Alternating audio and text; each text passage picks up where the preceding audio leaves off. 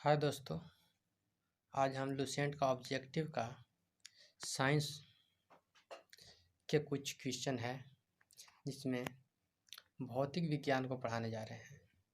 उसमें पहला टॉपिक है यांत्रिकी। ये सब ऑब्जेक्टिव है और ऑब्जेक्टिव का पहला क्वेश्चन,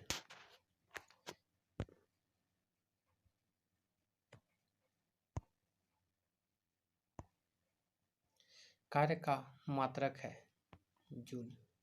प्रकाश वर्ष किसकी इकाई है? दूरी का। बल की एसआई यूनिट है बल का न्यूटन।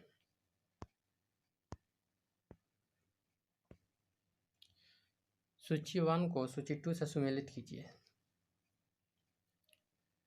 उच्च वेग होता है मैक। उच्च वेग मैक। तरंग दैर्ध्य एंगस्ट्रॉम। दाब का हो जाएगा पास्कल। ऊर्जा का हो जाएगा जूल।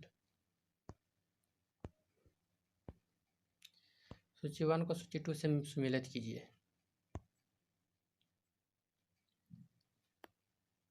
दूरी का होता है प्रकाश वर्ष। पदार्थ की मात्रा का हो जाएगा मोल। विद्युत आवेश की मात्रा इसका हो जाएगा विद्युत आवेश की मात्रा का हो जाएगा कूलाम। ऊर्जा वाट।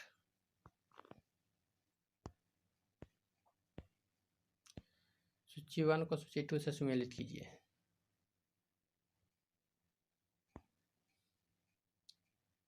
त्वरण का हो जाएगा मीटर प्रति सेकंड स्क्वायर। बल का न्यूटन। कृत्यकार का हो जाएगा जूल। आवेग का हो जाएगा न्यूटन सेकेंड।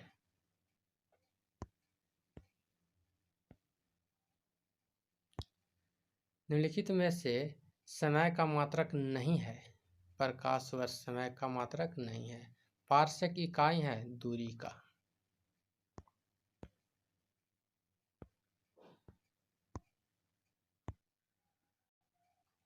निम्नलिखित में से कौन सा एक सुमेलित नहीं है?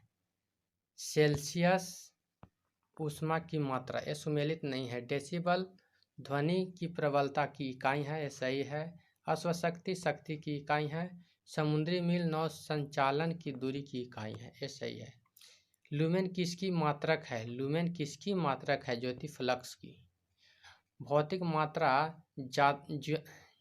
ज्योति की इकाई है लक्स।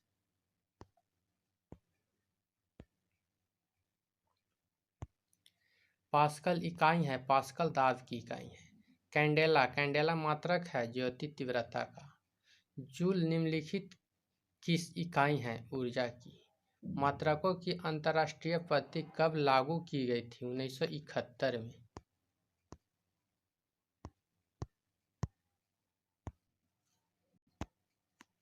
पास्कल इकाई है दाब की। कैंडेला मात्रक है ज्योति तीव्रता। जूल निम्नलिखित में की इकाई है ऊर्जा की।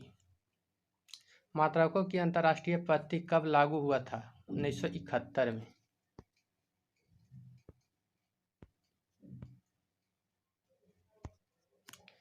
हर्ट्ज क्या मापने के लिए यूनिट है? तरंगों की आवृत्ति। विद्युत मात्रा की इकाई है एम्पीयर। एसआई पद्धति में लेंस की शक्ति की इकाई है डायोप्टर।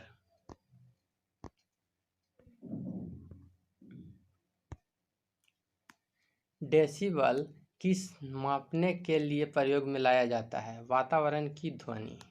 एम्पीयर क्या मापने के लिए इकाई है? करंट।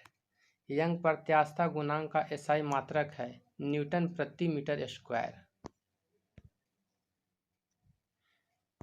निम्नलिखित युग्मों में से किस भौतिक राशियों को समान विमीय सूत्र नहीं है? बल और दाब का समान विमीय सूत्र नहीं होता है। एक खगोलीय इकाई संबंधित है सूर्य एवं पृथ्वी के बीच की दूरी से। निम्नलिखित में से कौन सी अविमीय राशि है? विकृति।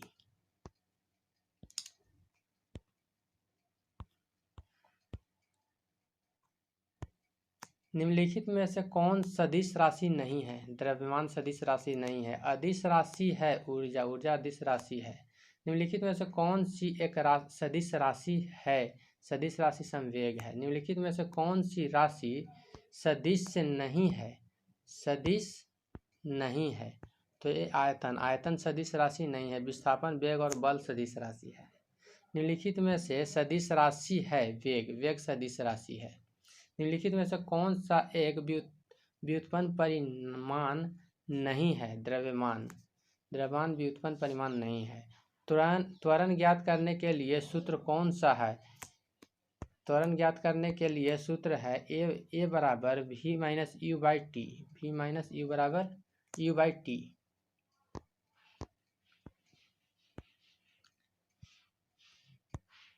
पदार्थ के संवेग और वेग के अनुपात के कौन सी भौतिक राशि प्राप्त की जाती है? द्रव्यमान। प्लांक के अचर में किसका आयाम होता है? कोणीय गति का। एक लड़की झूला पे बैठी स्थिति में झूला झूल रही है। उस लड़की के खड़े हो जाने पर दोलन की आवृत्ति आवर्तकाल हो जाएगा, कम हो जाएगा।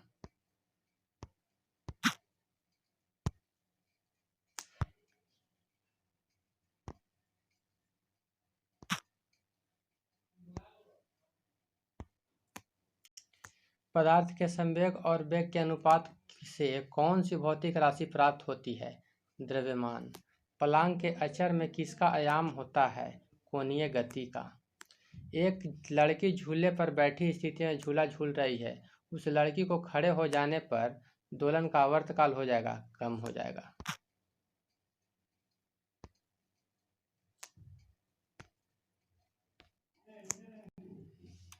घूर्णन करती एक गोल मेज पर अचानक एक लड़की आकर बैठ जाता है। मेज के कोणीय वेग पर क्या प्रभाव पड़ेगा? कम हो जाएगा। यदि किसी चलती हुई वस्तु के वेग को 2 गुना कर दिया जाए तो उसकी गतिज ऊर्जा 4 गुनी हो जाएगी।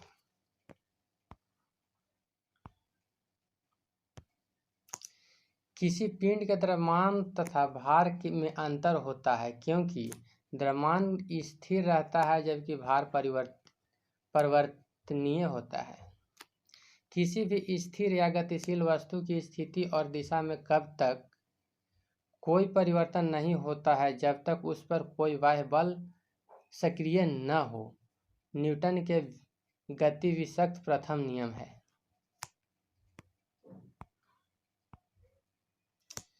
किसी असंतुलित बल द्वारा किसी पिंड में उत्पन्न बल के अनुक्रमानुपाती होता है। न्यूटन के गति के तीसरे नियम के अनुसार क्रिया तथा प्रतिक्रिया के संबंध में बल हमेशा भिन्न वस्तुओं पर ही लगे होने चाहिए। प्रत्येक क्रिया के बराबर तथा विपरीत दिशा में एक प्रतिक्रिया होती है। यह न्यूटन के विशक्त तृतीय नियम से संबंधित है। जल में तैरना न्यूटन के गति के किस नियम के कारण संभव है? तृतीय नियम के कारण। कोई पिंड तब तक विरामावस्था में ही बना रहेगा जब तक उस पर कोई बाह्य बल कार्य नहीं करता है। यह कथन किसका है? न्यूटन का। वह परिभाषा आती है न्यूटन के गति के प्रथम नियम से। बल का परिभाषा गति के पहले नियम से। किसी पिंड के उस गुणधर्म को क्या कहते हैं जिससे वह सीधे रेखा में विराम या एक समान गति की स्थिति में किसी भी परिवर्तन का विरोध करती है? जड़त्व कहते हैं। न्यूटन के पहले नियम को भी कहते हैं जड़त्व का नियम। गाड़ी खींचता हुआ घोड़ा किस बल के कारण आगे बढ़ता है? पृथ्वी द्वारा घोड़े के पैरों पर आरोपित बल से। चलती हुई बस जब अचानक ब्रेक लगाती है तो उसमें बैठे हुए यात्री आगे की दिशा में गिरते हैं। इसको किसके द्वारा समझाया जा सकता है? न्यूटन के पहले नियम के द्वारा। रॉकेट किस सिद्धांत पर कार्य करता है? न्यूटन के तृतीय नियम के सिद्धांत पर।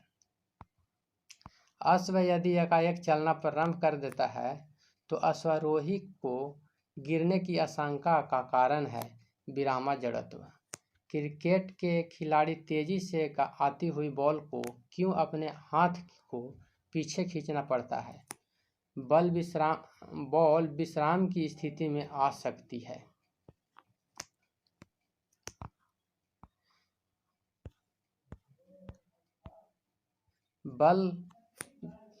बल गुणनफल है द्रव्यमान के और त्वरण का।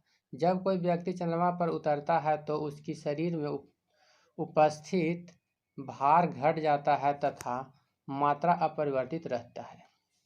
यदि हम भूमध्य रेखा से ध्रुव की ओर जाते हैं तो जी का मान बढ़ जाता है। शरीर का वजन ध्रुव पर अधिक होता है। व्यक्ति पृथ्वी के सतह की तुलना में चंद्रमा की सतह पर अधिक ऊंचाई क्यों उछाल सकता है? चंद्रमा में गुरुत्वाकर्षण के कारण त्वरण पृथ्वी की तुलना में कम होती है। 20 केजी के वजन को जमीन के ऊपर 1 मीटर की ऊंचाई पर पकड़े रहने के लिए किया गया कार्य है शून्य होता है, कोई कार्य नहीं होता है। एक व्यक्ति एक दीवार को धक्के देता है पर उसे विस्थापित करने में असफल रहता है तो वह कारक है, कोई भी कार्य नहीं किया। पहाड़ी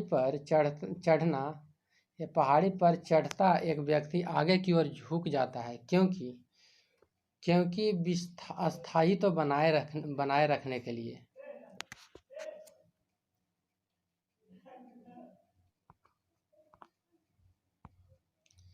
पीसा की ऐतिहासिक मीनार तिरछी होते हुए भी नहीं गिरती है क्योंकि इसके गुरुत्व केंद्र से जाने वाली ऊर्ध्वाधर रेखाएं आधार से होकर जाती है। जाड़े की रातों में अत्यधिक ठंड पड़ने पर पानी की पाइप फट जाती है क्योंकि जमने के बाद पानी का आयतन बढ़ जाता है। पानी से भरी डाट लगी बोतल जमने पर टूट जाती है क्योंकि जमने पर जल का आयतन बढ़ जाता है। जल के आयतन में क्या परिवर्तन होगा यदि तापमान 9 डिग्री से गिरकर 3 डिग्री कर दिया जाता है? आयतन पहले घटेगा और बाद में बढ़ेगा।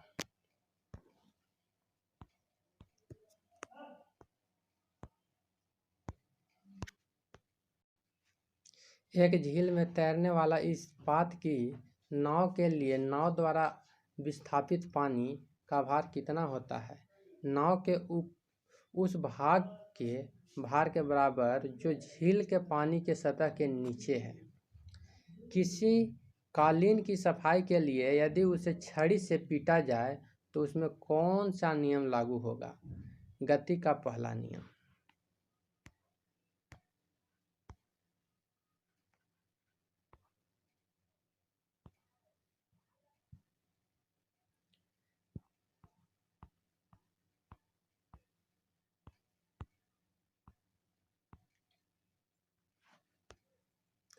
सड़क पर चलने की अपेक्षा बर्फ पर चलना कठिन होता है क्योंकि बर्फ में सड़क की अपेक्षा घर्षण कम होता है।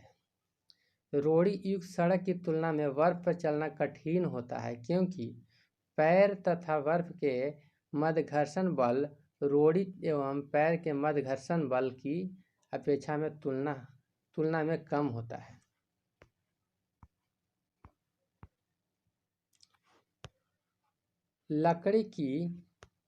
लकड़ी की सिलेंडराकार पात्र को खींचने की जगह लुढ़काना आसान होता है क्योंकि लुढ़कन अवस्था का घर्षण बल फिसलन अवस्था के घर्षण बल की तुलना में बहुत कम होता है। एक नदी में चलता हुआ जहाज समुद्र में आ जाता है, तब जहाज का स्तर थोड़ा ऊपर उठ जाता है। लोहे की कील पारे में क्यों तैरता है जबकि यह पानी में डूब जाती है? लोहे का घनत्व पानी से अधिक तथा पारे से कम होता है।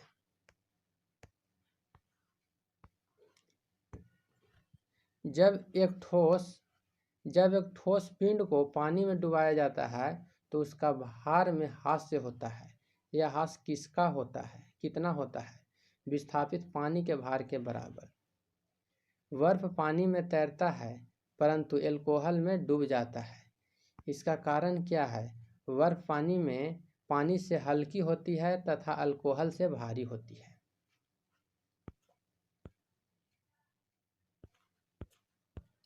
स्टील की गोली पारे में तैरता है क्योंकि पारे का घनत्व स्टील की अपेक्षा अधिक होती है। एक लोहे की गेंद पारद या मरकरी से भारी बाल्टी में गिराई जाती है तो यह पारे की सतह पर तैरेगी।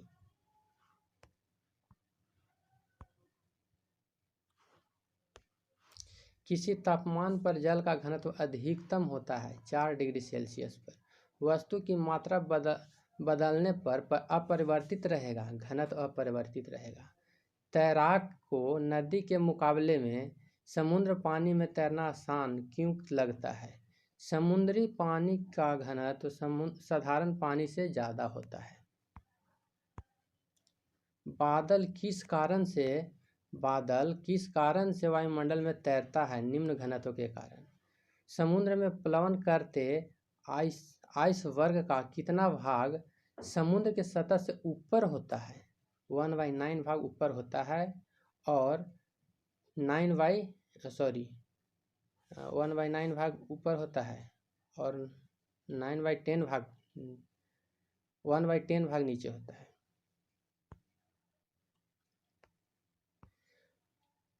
बांध के नीचे की दीवार मोटी बनाई जाती है क्योंकि गहराई बढ़ने के कारण द्रव का दाब बढ़ जाता है। बर्फ पर स्केटिंग करना प्रदर्शित करता है कि दाब बढ़ने पर बर्फ का गलनांक घट जाता है। चौराहे पर पानी के फुहारे में गेंद नाचती रहती है क्योंकि पानी का वेग अधिक होने के कारण दाब घट जाता है। भारी हिमखंड शीर्ष के अपेक्षा नीचे तल से पिघलता है क्योंकि नीचे तल का दाब अधिक होने के कारण गलनांक घट जाता है। दलदल में फंसे व्यक्ति को लेट जाने की सलाह दी जाती है क्योंकि क्षेत्रफल अधिक होने से दाब कम हो जाता है। बर्फ के दो टुकड़ों को आपस में दबाने पर टुकड़ों आपस में चिपक जाता है। दाब अधिक होने से बर्फ का गलनांक घट जाता है।